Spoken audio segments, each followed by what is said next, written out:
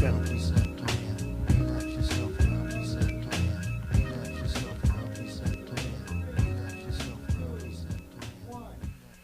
Want to say what's up to everybody, and my name is Davey D, in case you don't know. You know, over the past couple of weeks, we've been touching on a subject that is now kind of crystallized. We're talking about the war against women, young girls, and I'm going to toss in young boys as well. Seems like every so often an event comes along that kind of crystallizes the discussion that we want to have today. We want to talk about rape culture, how it's being promoted, how it's being popularized, how it's being normalized through just regular media that we may turn on. Turn on the radio, there's a song about rape, and we keep it moving. There's an allusion to it in some of the reality shows, and we don't seem to really trip. And the most recent event involves, you know, our very own Too Short here in the Bay Area, very popular, pioneering artist, and fatherly advice, quotations around the word fatherly advice that he was given, or he was giving, on the platform of Double XL. That is a popular rap magazine. And basically his fatherly advice was how to turn out young girls, and it was to little boys. And that was something that caught a lot of people off guard. It caused a lot of outrage, and there's been all types of articles and town halls and what have you. Here in the Bay, it's a little bit different take because we've known Too Short for the past 20, 25 years. And whatever his content has been pretty consistent. And we've had enough town halls with him about that. But here in the Bay Area, what we've been dealing with for a long time is dealing with real life pimps who are 13 and 14 and real life streetwalkers who are 13 and 14, and how that has become normalized and how that's being pushed in many ways, and we wanted to talk about it this afternoon. We have some folks here who are on the front line. They've been dealing with this type of subject matter for a very long time, and I wanted to bring them into the studio to share their perspective and best practices and let everybody know what they're doing, as well as the reaction to the most recent scenario. As I said before, you know, we're talking about it with Too Short now, but it was just 6 or 7 months ago when there was a young lady who was gang raped in Richmond High, while people stood around and videotaped it, and we had that conversation in. It was just last night that Trey Songz was on the stage at the Paramount Theater with 13 and 14-year-olds in the crowd. Many people brought their sons and daughters when he was simulating sex and having the camera follow him around. So even in the midst of this, has the message been gotten by some of the popular artists and those that give them the platform? Our guest this afternoon is Harry Williams, Reverend Harry Williams. He's written 2 books straight out of East Oakland. He's part of the Allen Temple Ministries, among others, but his real expertise has been dealing with this human trafficking. You know, those who are out on the streets, working the track, so to speak. Harry's one of the people that goes out there and really deals with them front and center. We want to talk to him. Next, we have Diamond.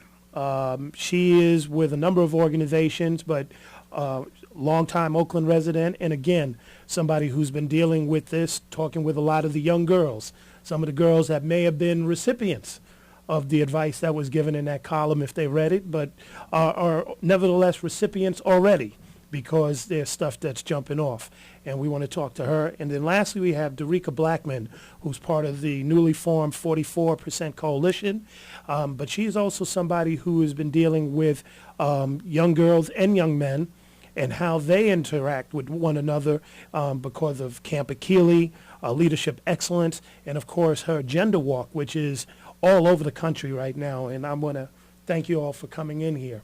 Let me start off with you, Derica, because you've come to our class at San Francisco State. You've spoken all around the country about this. This is not new, but what makes this an important moment to address everything that's going on right now?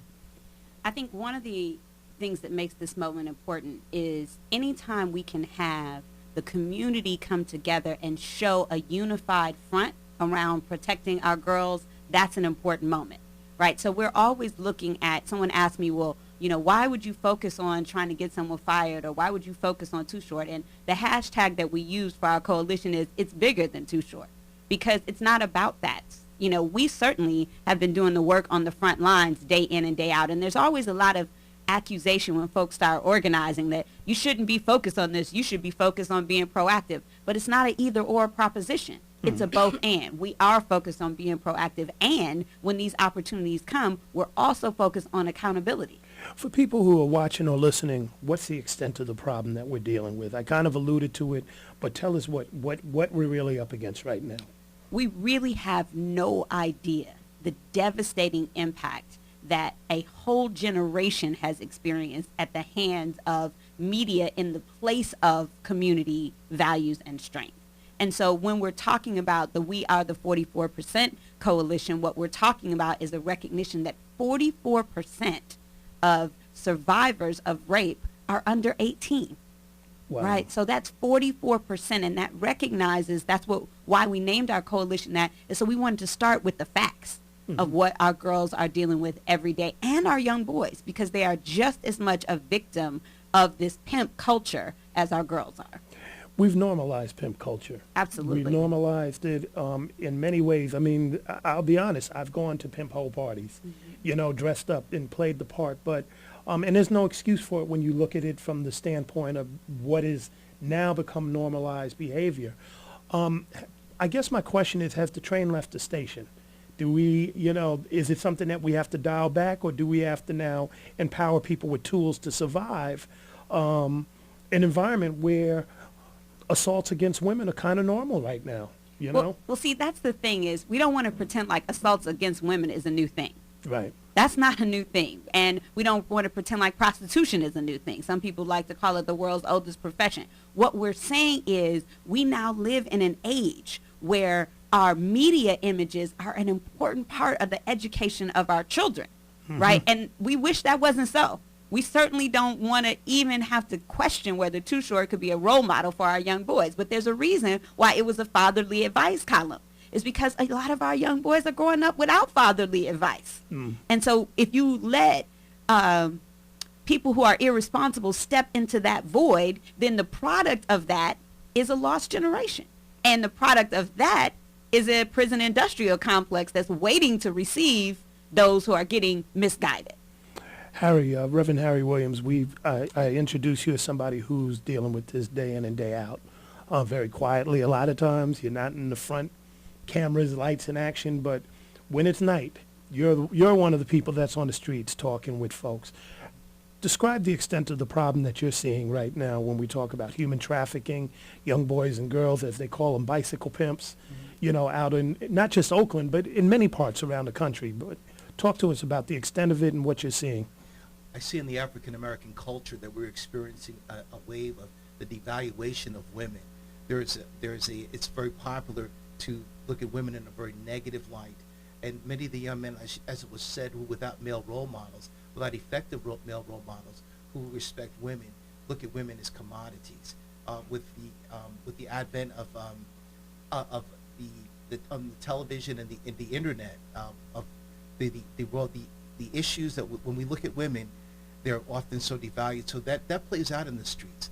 Many of the young men that you talk to don't have any respect for women at all. And we're not just talking about young men. I need to Other emphasize, we're female talking about pimps. 13, 14, Children. 15 Right. years old. This is what we're dealing with. Bicycle pimps. Bicycle pimps. Right. Sneaker pimp. Yeah. Or Sneaker sneaker pimps. pimps, yeah. That's right.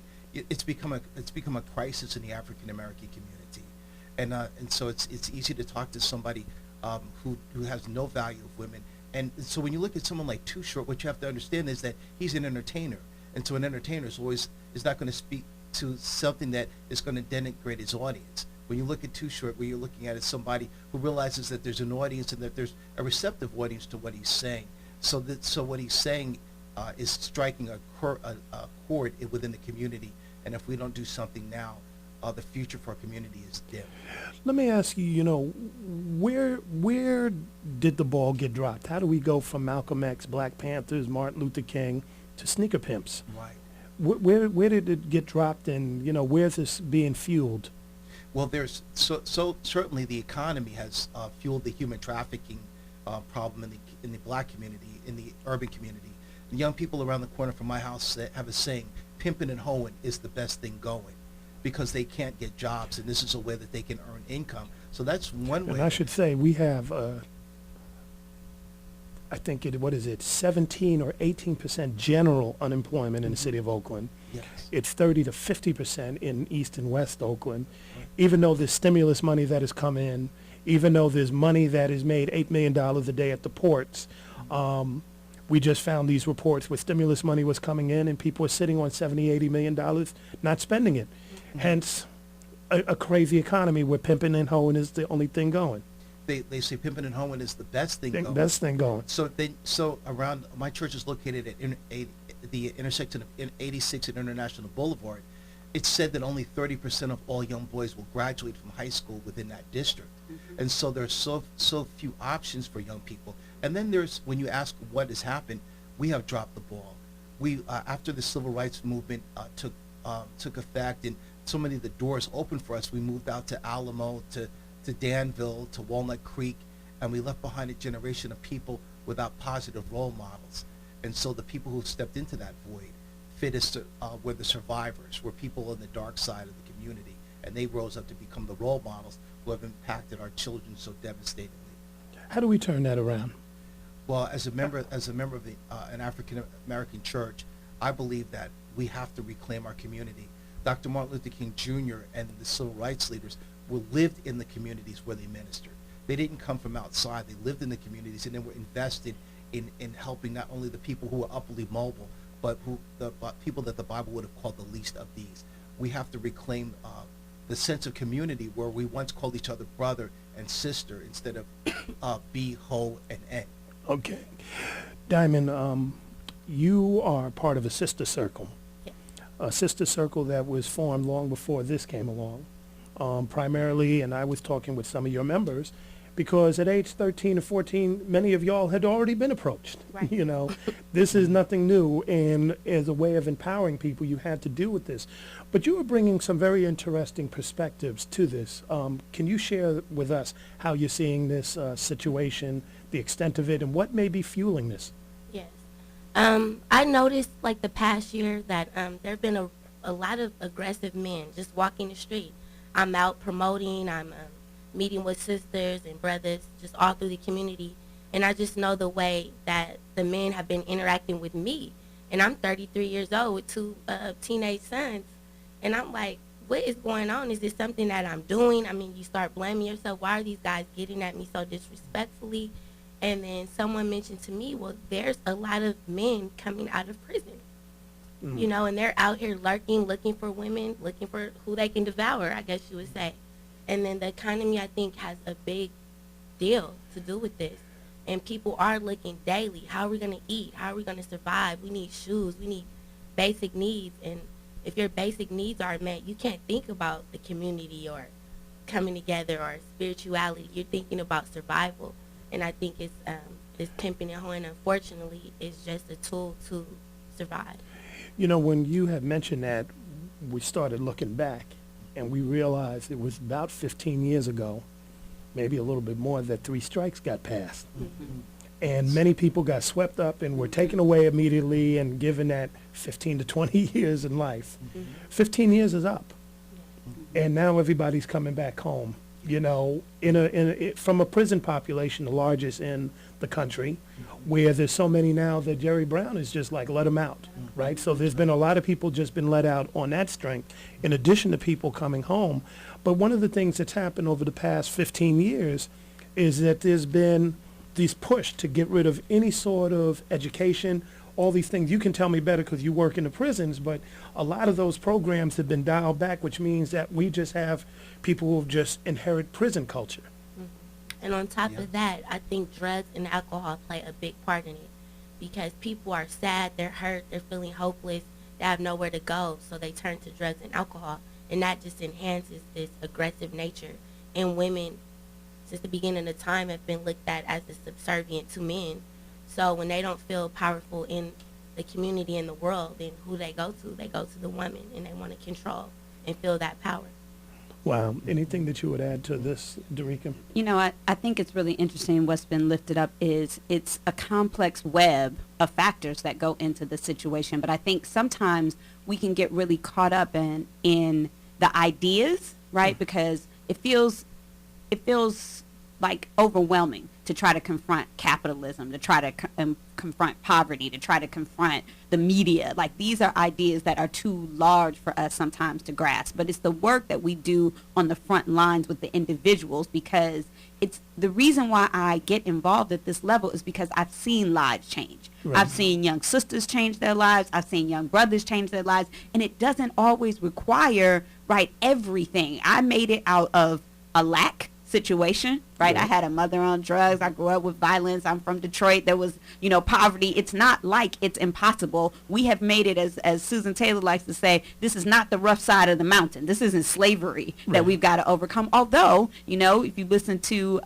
Michelle Alexander and the new Jim Crow, really the prison system has become the new slavery. But folks are home now. And we not only have to reclaim our young sisters, we got to reclaim these brothers coming home. Right. Because if we start to just demonize them and talk about them in these negative terms, well, guess what happens? The brothers will tell you, I'm out here on the corner. You're not going to win against me. Those of us that are in church communities that are doing outreach, they're like, yeah, okay, you might be out there on Sunday, but I'm out here every day. And I'm going to win. But all y'all out there every day too. Exactly, but there needs to be more of us, because a lot of us on the front line, when we don't have the support that we need, you talked about Leadership Excellence. Leadership Excellence was a thriving organization helping Black youth for 20 years. And through budget cuts at the city and others, the organization was basically decimated, right? But that's on us as a community, is to be able to stand up and say, this is our organization, this is our Black community, and we have to, and it can't just be about a nonprofit model, right? Because that's another system that we get caught up in. Right. We as churches have been doing this without pay, for generations. Right. And we've got to think about our liberation as tied to, I have 4 girls. That's why I do this. 4 teenage daughters. We got to have a world for them to live in. What I want to do is I want to take a break. We've been talking with Derica Blackman. We have Diamond. We also have Reverend Harry Williams. Listen to a little Brother Ali, and we'll come back and continue our conversation. I want to focus on the war on women outside of this incident, but just the general climate that is all across the board, from presidential elections on down to what's going on in our community. So we'll deal with that when we return. Here's Brother Ali.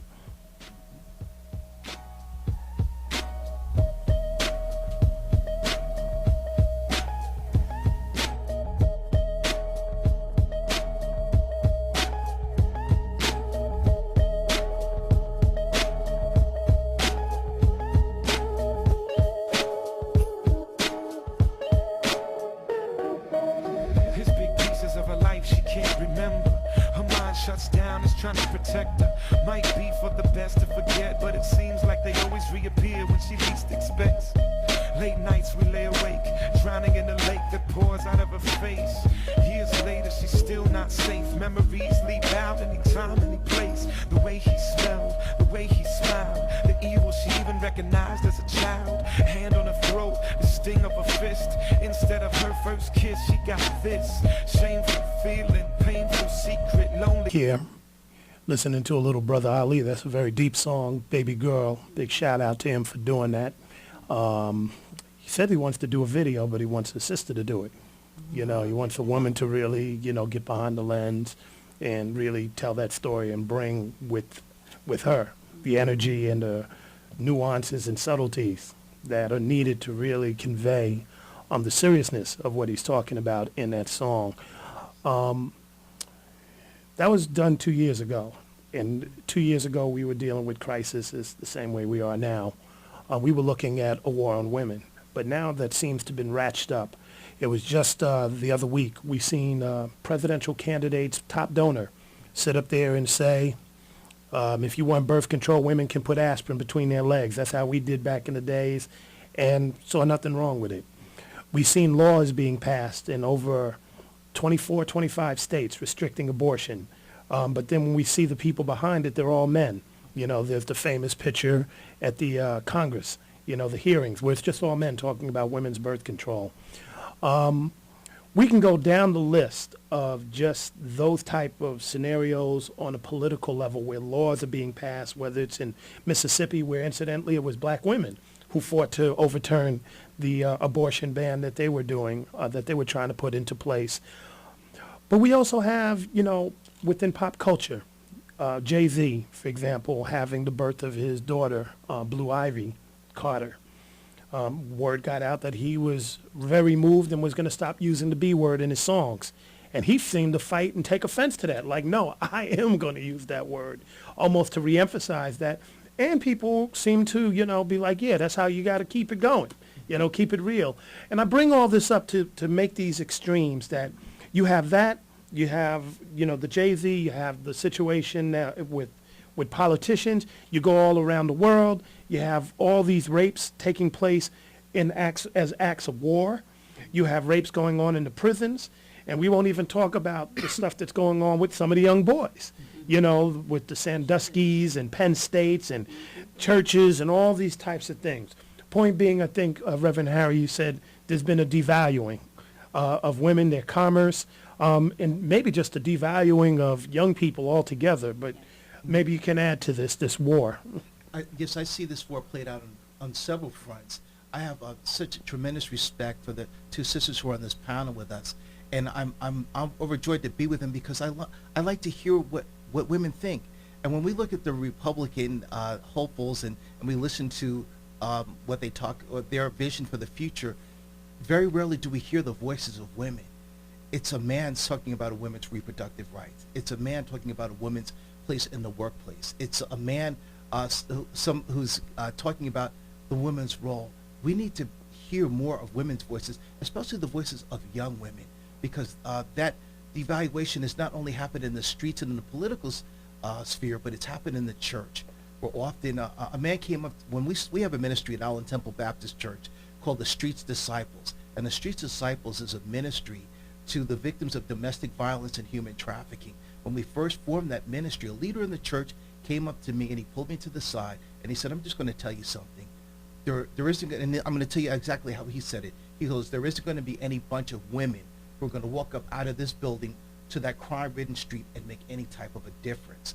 This is somebody who is an educated person, somebody who has a high position in the community, and somebody who's well respected. So if he felt like that behind closed walls and felt comfortable enough to express that opinion, and he's a person who says, I'm a person of faith, what are we dealing with in this country as regarding the way that we view women and the future of women, especially in the black community? Well, what would you add to that, Diamond? Because you all have a sister circle, a very powerful group of sisters. I could have pulled any one of y'all to sit up here. In fact, you have a couple right here now. They could all sit here and speak very well to this issue. But talk about the sister circle, and do you see a war on women? There's definitely a war on women, been a war on women. As a little girl, I knew that I had something different than boys, and I knew that it could be violated. So at an early age, I was walking around with fear. I don't want to be raped. I don't want to be gang raped. I don't want to have an unwanted pregnancy, It was just a fear walking around, wearing 2 and 3 pairs of pants so I can make it hard for them to get to me, stuff like that. And like I don't said, think with people this can really aggressiveness, understand that. what that means. Well, I think you're saying that, and I don't want that to go by people Okay. as something that's normal. Mm-hmm. That you, as a little girl, are fearing, not as an adult, as a little girl fearing to be raped. You're wearing 2 pairs of pants. This is not unusual. I'm just trying to I don't know where I understand got it from. why are we allowing this to get to this point? And Right. So with the sister circle, those are some of the reasons that me and my sister started the sister circle, was that we wanted to give sisters a voice, a safe place where they can speak out against what they're experiencing in the community and actually make some solutions to that and become assertive and confident in taking a stand and say, no, I don't want to be touched. No, I don't want to have sex with you. No, I'm taking a stand. No, this is my body, When you start to bring this up to them, is that something that's shocking to them in terms of like, Yes. as something like, really, I can do this, I can say this? Yeah, in the beginning, it's like we talked about the myths and the roles that women have of women in the household, women not being able to do traditional jobs that men normally do, women being under men, and we broke those myths down and recreated our own. So women are strong, women are nurturers, women can do anything they put their mind to, women are powerful. So just affirming what women are and affirming their strengths and highlighting those to a point where we created an 8-week self-mastery curriculum on self-love, self-discipline, self-esteem, self-knowledge, and the last one is self-mastery. Master of yourself, know thyself, and then we're able to express that to men and women and empowering us all. You know, we're in a culture that is constantly bombarding us with these images. How do you arm the sisters that you're working with so that when they turn on the radio and the number one song is We Don't Know, No Holes or whatever by D-Lo, or we're listening to Plies 8 times a day, where it seems like what they're saying undervalues everything that you're teaching them? Right, but there comes a point when your consciousness takes it in and you become so aware that you don't want to hear those type of songs. So then you cut those songs off. You want to hear more positive songs that's telling you you're beautiful and you're special and you're somebody. So I think that's the point we're getting to. I think we also have to, if I can jump in, I think we also have to create a culture where we are connecting our young girls and young men to positive role models. Right? So part of what it is when I come into a classroom, and I can go into an elementary school classroom and state out some lyrics, and all of the students will be able to finish the words. If I ask some if I ask some elementary school kids what's my favorite word, they're all going to say the B word because they know that song by Too Short. But when you go into that room and you're speaking to them in their own language, people ask me all the time, how can you be up on hip hop? Why do you know that Lil B has a song called Violate That B? Right? That's a song. I make it my business to know, because I say all the time, if my people were speaking Japanese, I'd be speaking Japanese. But this is what they're talking about. And in order to be relevant in a conversation with them, I have to know what they're talking about. When I go into the classroom from that specific point of relevance, and then I stand there and say, I know what you're talking about. I come from where you come from, and I reject all of that. That's a different kind of feeling of empowerment for that one girl or that one boy that's like, something in my spirit. I go to church and I know better, but this seems like what everybody is doing. You have to show them not everybody is doing this. And those of us who have long since rejected these kinds of ideas. I mean, I can remember when Doggy Style came out. Me putting some people out my car because they had just come out and they wanted to hear it, and I wouldn't let them listen to it in my car. Ain't no fun. Right, it ain't no fun. I mean, all of those songs, and I'm not going to lie. I'm an adult. I feel like I should have choice. If I want to listen to crazy music, I can listen to crazy music. It's not about censorship. It's more about education. And it also is about a respect for our young people, because you talked about it. It's not just a war on women. It's also a war on young people, because part of what it was is, I had Prince, and he was as nasty as most people. But my parents had to hear what I was playing. And I have headphones to go in secret. And it wasn't going to be played at 3 o'clock when I got out of school. What do we say to people that are going, well, it's just entertainment? And you know what? The parents should be raising the kid, not any artist. Prince, Too Short, D-Lo, Plies. None of them should be raising your kids. And, and stop pointing the blame on artists or radio stations when we should be doing what we're doing. How do we respond to that? Go ahead. The reality is, Davey, a lot of these kids don't have parents. A lot of these kids are raising themselves. These 13, 14-year-olds don't have food in the refrigerator, so they're wandering the streets looking for a way to get something to eat or some money for a new pair of shoes, because they're facing the culture of materialism and stuff and things, and they're going to school. They want to fit in. They want to, look like everybody else. So but we do need to step up as leaders, and have these safe spaces and conversations with these young people, and be in the streets more, be in their face more, getting them off the streets. I mean, there's so many strategies that we could come up with, like truancy centers, community policing, where we're walking through the streets. It's between 8 and 3. What are you doing out here? Why are you on this bike? You need to be at school. Okay, if you don't have school, you don't want to go to school, we need some type of center, detention, truancy, something where they can go where it's safe or something, and we could give them these tools. But I think we say it started at home, but if you don't have no one at your home, then what do we do from there? If the home is flawed. Because one of the jokes that we've had, you could be getting raped at home, right? Or one of the ironies is that some of the fatherly advice that people were objecting to from Too Short is really coming from real fathers that are at home. That's like, this my little pimp. Man, This my, you know, this is, I mean, so they didn't have to read that when you have a pops that is maybe drugged out or maybe coming, you know, with a whole crazy mindset. That's like, I'm teaching my son how to turn these females out, and he ain't using the word female. I'm using it because we on the radio and TV. I grew up with pimps in my family. Okay. And they were proud. And they were like, if my son want to be the baddest pimp there is, I'm going to teach him how to be the baddest pimp there is. There's always been this, that was the black exploitation era, right? There's Right. always been this celebration of the mackin' and the pimp culture. But, you know, what I say to people who have this, it's always they're trying to create this either or proposition, right? We shouldn't be focused on the artist. The parents should be raising the kids. What I say is you're right. The parents should be raising the kids. But what I see is that even though I'm living in a middle class reality, I have 4 daughters. And they're in this environment where this is going on. I always tell the kids, the brothers, who your daughter gonna date?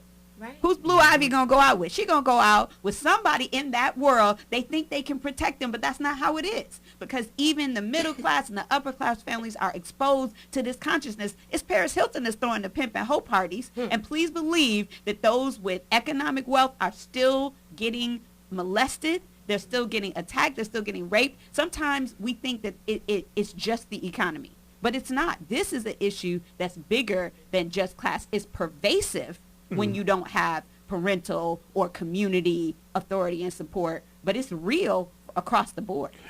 One of the challenges that I've seen just being in media professionally was the amount of time and attention, amount of time and resources that has been devoted to developing marketing strategies that would really overshadow any sort of parental guidance you're doing.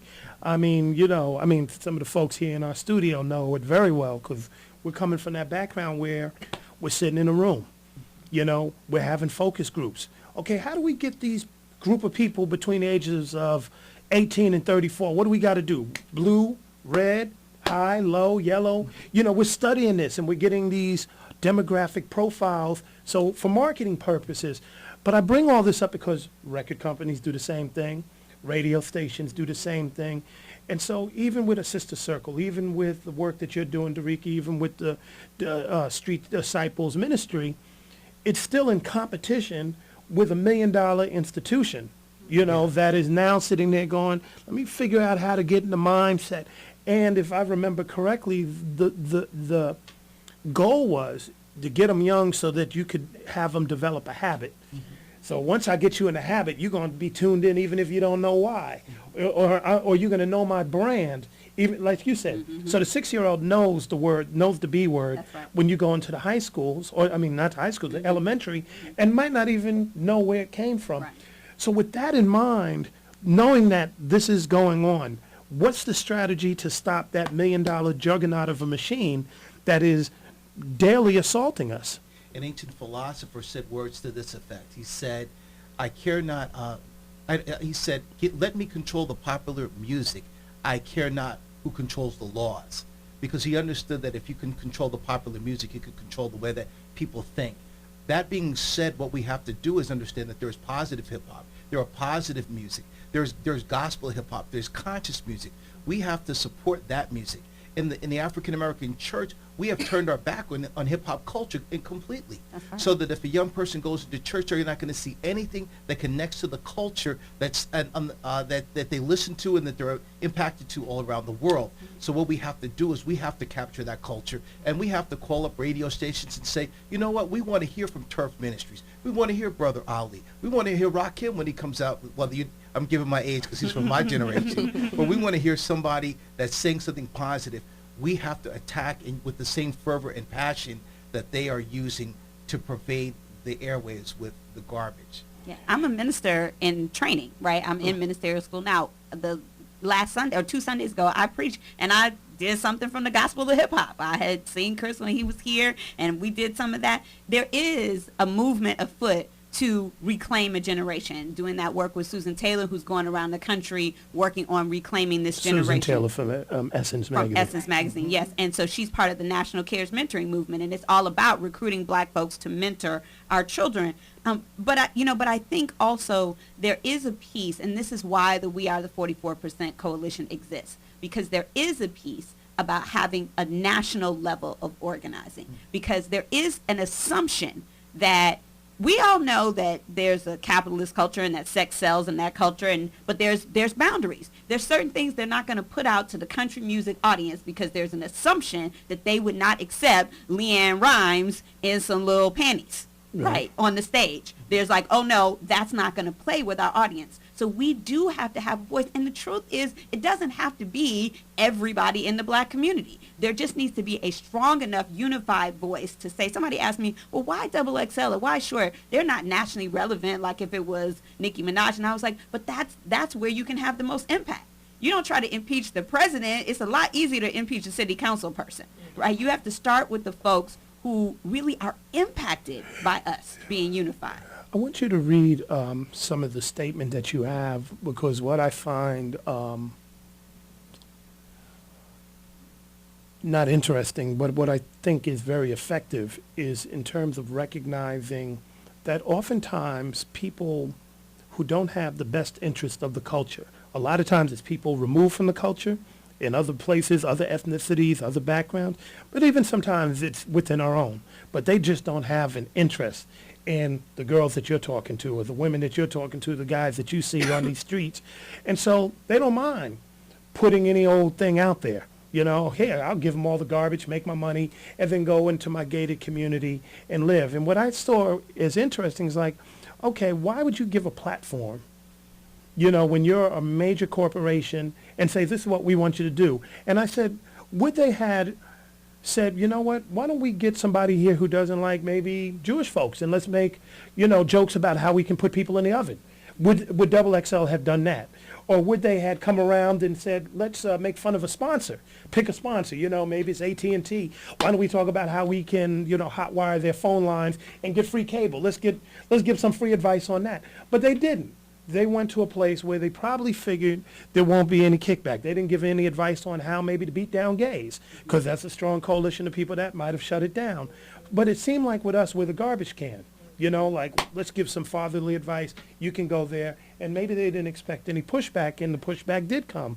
So maybe you can explain what are some of the points that you all have been shooting for, and where is it at right now? So I'm going to read a little bit from the statement and then talk a little bit about the demands, because the hashtag that we're using on Twitter is it's bigger than Too Short.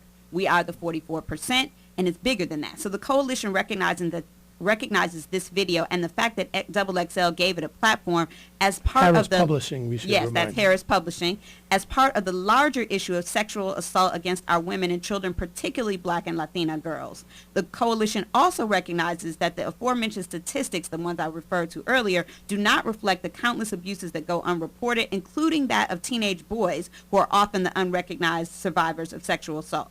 And most importantly, the coalition recognizes the urgent need to create heightened awareness and broad, uncategorized support for the eradication of sexual violence against children. So that's a little bit of the statement, but then there were demands. We decided that it wasn't just going to be about speaking out against this, that we have some specific things around Too Short and his level of accountability, around XXL and Harris Publishing and their level of accountability. And we talked about having them create, for instance, premium space in their magazine where we could begin to put anti-sexual violence content. Kind of like what the tobacco industry has to do. They got to pay for all those truth ads. But we also talked about education for Too Short and for the editorial staff at Harris Publication, because a lot of this comes from a willful, negligent ignorance, right? When we don't keep this in the forefront in the media, see, like you said, gay and lesbian and bisexual, transgender, and questioning groups are keeping their issue in the forefront of the media to say, no.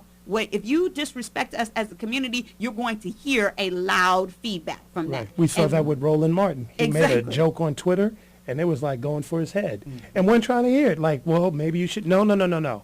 No jokes, and the message was clear. The message You'll was be- clear that you can't promote violence, Right. right? And maybe that wasn't his initial intentions, but there is a zero tolerance for that. Now, I'm not big on the phrase zero tolerance because I see how it gets a lot of kids locked up who don't need to be locked up. But I will say that this coalition, and it's 25 women and, very important, 11 male allies, and that group is growing because we know, I think one of the points that was being made earlier is that it does take brothers sometimes to talk to brothers. There is a different message. Now, we women, we're willing to do it in the absence of that, but there is a different message when brothers are the ones going out there. So we want to have male allies in this movement, but it is important for us to stress the educational pieces of this. It's not just about getting Vanessa Satin fired, but I do That's the believe editor of Double that's XL. thank you, the editor of Double XL. But I do believe there should be accountability, and people should feel it. If you disrespect and promote violence against our girls and the criminalization of our boys, if these boys took Too Short's advice and went out here pushing young girls up against the wall in middle school, don't you know they would be right in jail? Yes. They are handcuffing our boys and taking them out of these middle schools every day. Right? So now we're putting young boys in jail and young girls in danger, right? And it's hurting everybody. So we've got to have accountability from our artists about these kinds of issues. How do we get a hold of the coalition? So we have a Facebook page, which is We Are the 44%. Please like the page. That gives us an opportunity to increase the visibility. Also, we're going to have Twitter conversations. So we'll have a conversation every Thursday at 9 p.m. So there'll be tweet chats. Where we're going to be talking about this, and you'll look for our hashtags. It's bigger than Too Short. We are the 44%. I want to take a break, and I want to come back because we've been talking about the war on women. But when we're talking about, little girls, there's a war on little boys, too. Mm-hmm. Maybe the advice would have sent them to the prison pipeline. If, maybe that wasn't the intention, but that's the reality. But there also seems to be a lot of abuse going on with our boys.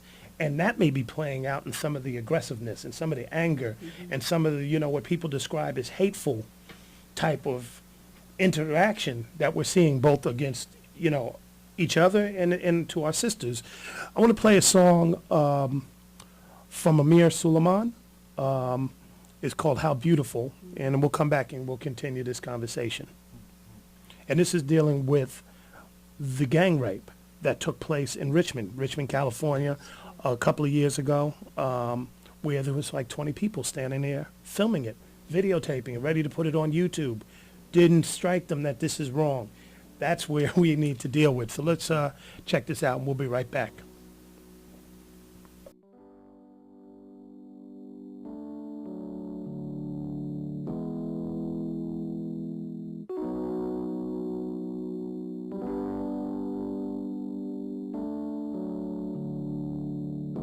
How beautiful are you? You didn't think you were beautiful enough to say, I want to be loved, not taken advantage of. You must have not known you are a dove flying far above dark valleys of tears and blood, of those that know sex and carnal pleasure, but not love. You didn't think you were beautiful enough to say, don't talk to me like that. You didn't think you were beautiful enough to say, don't touch me like that. You didn't think you were beautiful enough to have any position but on your back. You didn't even think you were beautiful enough to fight back. So you lay lifeless as your innermost chambers were attacked and torn and attacked and torn. You close your eyes trying to find someplace black and warm.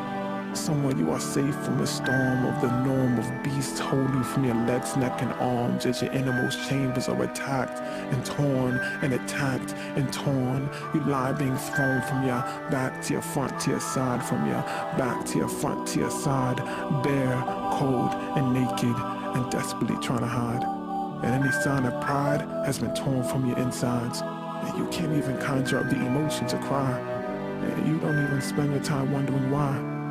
You simply wonder if you'll ever be a wife or mother, or if you'll ever be gently touched instead of grabbed, or if you'll ever be gently guided instead of dragged, or if you'll ever be appreciated opposed to just had. You didn't think you were beautiful enough to say, I don't want to be raped. By the time you're ugly enough to know that you were beautiful, it will be too late. By the time you're ugly enough to know that you were beautiful, it will be too late. I swear by God, you are beautiful. Don't win until it's too late.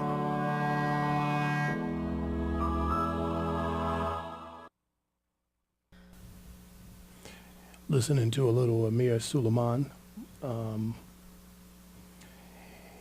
don't think we allow ourselves, especially when we come from our communities, to feel vulnerable. I don't think we allow ourselves to, put ourselves in the shoes of maybe what he was talking about in that song. How's that person feeling? How is that young lady feeling? 15 years old, 2.5 hours of rape, nobody did anything. They stood around and took pictures, like a modern day lynching, and I hate to use that word, but I mean, how else do you describe it? And you have to ask yourself, well, wait a second, these are all people, her peers in school. What was going on that they thought it was okay? What is she going through in the aftermath? And it just seems like, I don't know how you start approaching it, because it just seems like these things are so insidious. The only way to protect yourself is to become hard, not care, and act like it doesn't exist. I'm going to start with you, Diamond, because, you have created a space for these young girls and men to show this vulnerability, but can we afford to be this vulnerable in a society that, penalizes you for what they perceive as weakness? And then also just black women, when it's a sister, I showed the sister crying there, but do we really feel the tears of a sister? We might feel the tears from a white girl when she's lost and everybody wants to pull out all the stops, and historically that's been the case. We've seen this country burn down entire towns at the tears of a white girl. But when we have sisters that are victimized day in and day out, not just by their own, but by society that would actually give and empower people the tools to have this sort of dehumanizing approach towards you all, do we care? Do we really love our sisters? We care, and as Darika was saying, accountability is first and foremost. I think we have to hold people accountable. If it's wrong, it's wrong. If it's a snake, it's a snake. We have to say that. My sister Queen Dila says it all the time. We cannot turn our back and be silent. We have to come together. If Darika's doing the 44% and I'm doing the New Beginning Sister Circle, she has 25.5, 14. Well, we need to come together. Now we have more. We're stronger in numbers. We've seen transformation happen with the Civil Rights Movement. Why? Because they didn't back down, and they all came together, all these different coalitions.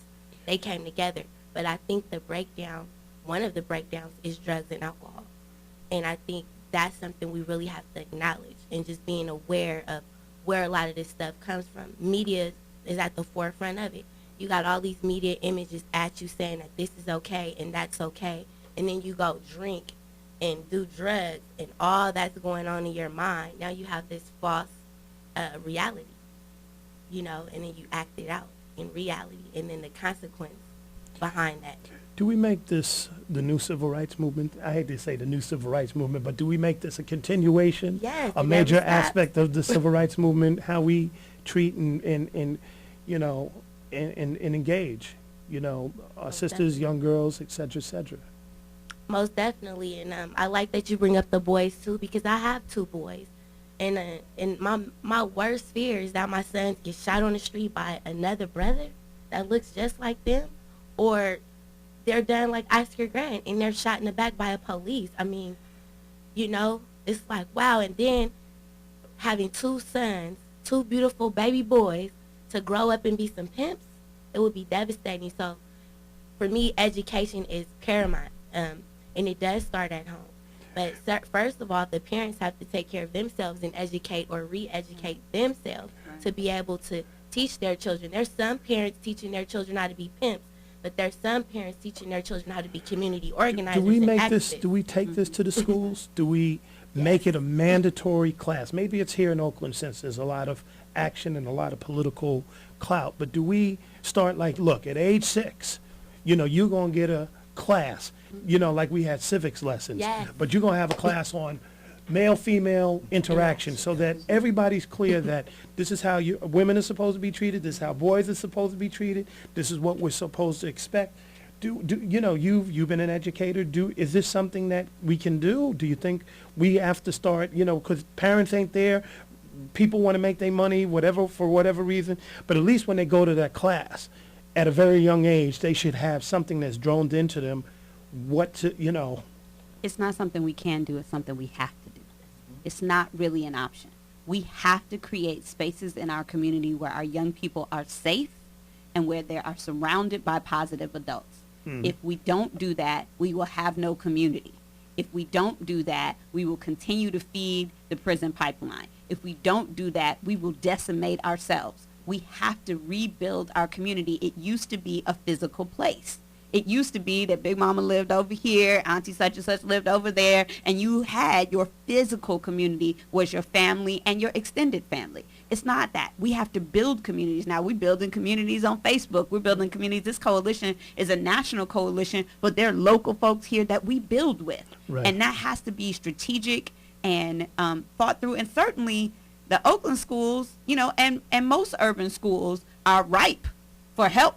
Yes. They certainly could use some folks who are willing and focused and strategic, as well as our churches. I've had lots of churches around the country. I had a church willing to fly me out to Philadelphia to talk to the young people in their community because they don't know how to talk to them. We got to do something about that. I bring this up about the schools. Today we have a panel, and it's African American. There were a couple other people that I wanted to have on to expand it, and they weren't able to make it. But this is a pervasive problem. It's going on in the brown community in a very big way, and especially here in the Bay Area, it's a big problem in the Asian community where a lot of Asian girls are, highlighted, childhood brides, fantasized and fetishized. So this is serious. This is going across the boards all around. We can easily have a panel with any other ethnic group, and they'll probably have similar kind of concerns, maybe a slightly different angle. But as you said, if we bring the strength in numbers, do we make this as a first step to really start going to places where people have to go? You have to go to kindergarten, you have to go to first grade, and maybe we start making sure that there's some sort of standards being set right then and there at a young age. Like, this is what you need to know. We're getting ready to have, do we do that? I certainly believe that's one of the avenues that we have to take. Well, one of the other avenues is the fact that we're going to have to address the pervasiveness of prison culture and its impact on the outer culture. You see, there's something called the tipping point that happens. The locking up of criminals at one time has this impact where if you lock up a certain amount of people, everybody else says, oh, we can't commit crime because this is what's going to happen to us. There's a fear.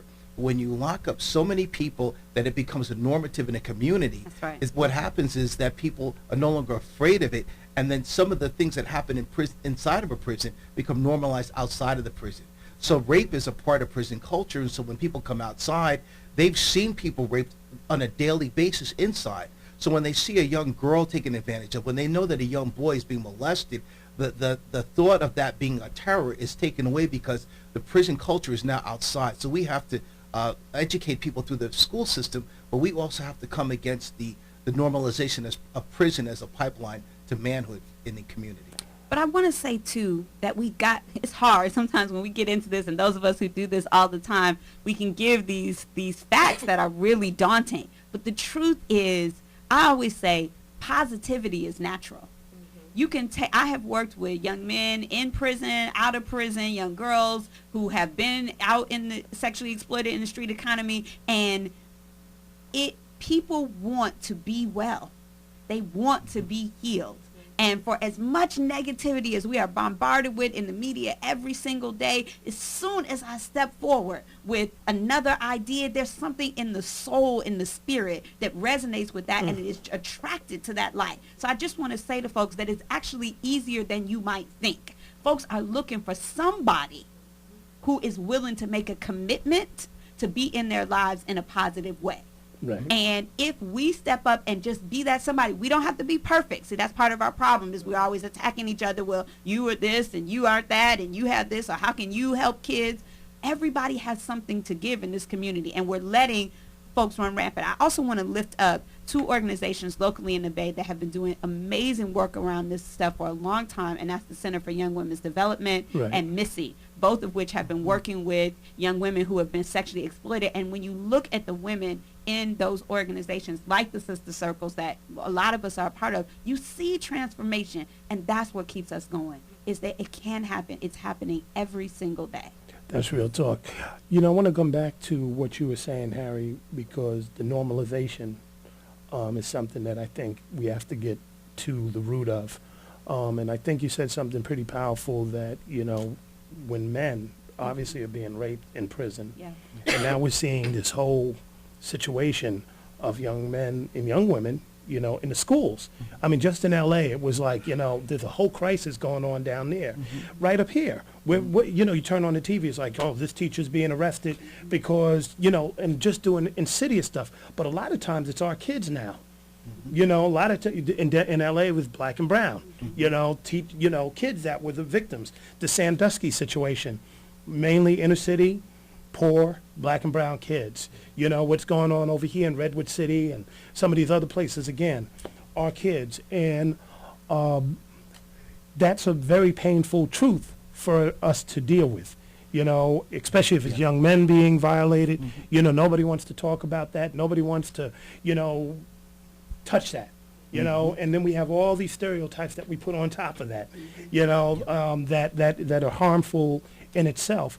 So creating that space and making sure that we deal with that, I think, is extremely important. Maybe, you know, maybe we can start to see the humanity in each other if we allow certain things like that to happen. Yes, and I think Derica made a good point about judging one another. I think, like, a lot of the undocumented crimes are because people do feel ashamed, or they Right. feel like they won't be accepted. And, you know, it's hard enough for a woman to go before a court system or people and say, I was raped and these are the details.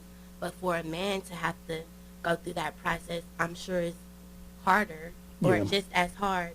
So being able to be non-judgmental and open and show love to the victims, to where they want to come up and say something, to where they want to make that stand and have these conversations, because these are hard conversations. Right, definitely. Even in the black community, around beating and whipping your child, and, you know, now that's not so popular anymore. Like, you know, it's just like a lot of things have changed over the years.